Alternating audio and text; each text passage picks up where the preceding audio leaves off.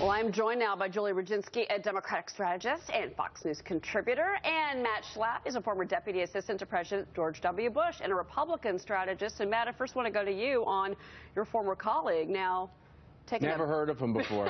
I mean, this is the truth with most of these foreign policy people who have come out for Hillary Clinton. Do you know what the surprise is? They were never Republicans. I don't know what the case is for this no-name person that was in our administration. Okay. But most of the people that are supporting Hillary Clinton actually were Democrats who we picked. It's one of the things George W. Bush believed in, which is it was okay to put people from both parties, especially where we should be bipartisan, on foreign policy. And to see these people acting like partisan hacks for the Democratic Party, I just really think it's disheartening. Okay, well, that's interesting that you say that. You know, Julie, it's also interesting that Hillary has an interesting moment here because she can lean on her experience as Secretary of State traveling the world. Donald Trump, remember, he was supposed to go to Israel last year, and then he didn't go because, frankly, leadership there didn't want him.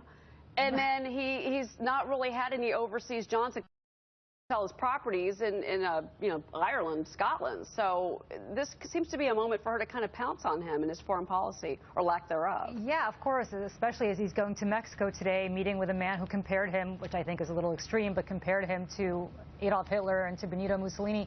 But Matt, also, I think the chief ethics attorney for George Bush today in the New York Times endorsed Hillary Clinton. So I don't think it's just the Defense Who is Department. that? I've never heard of them. I mean, these are just random people. Really? The top ethics guy in the Bush White House is a no-name guy? Do you know the name? Say the name.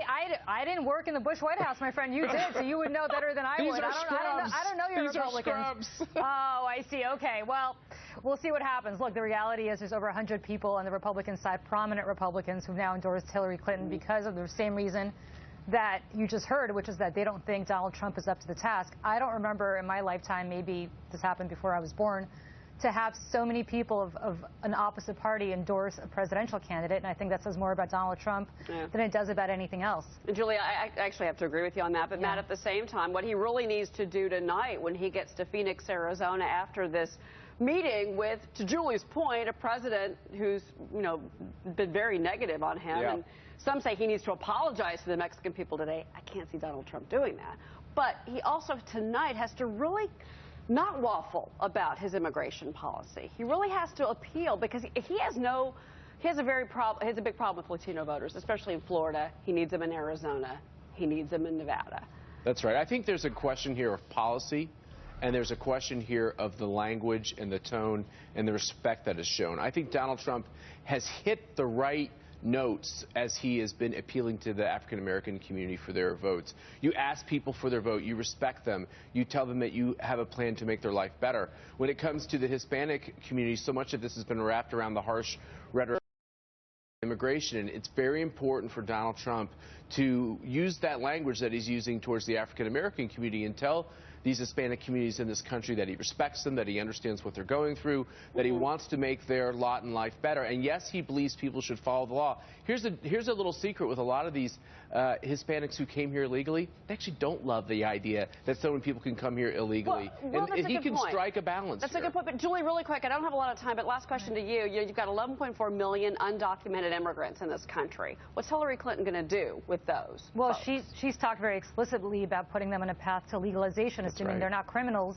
If you're Donald Trump, you've heard a bunch of things recently from the surrogates, but the last time I checked, he was still endorsing a deportation force for all of them, which would separate a lot of families, including children who were born here, whose parents may not have come here illegally.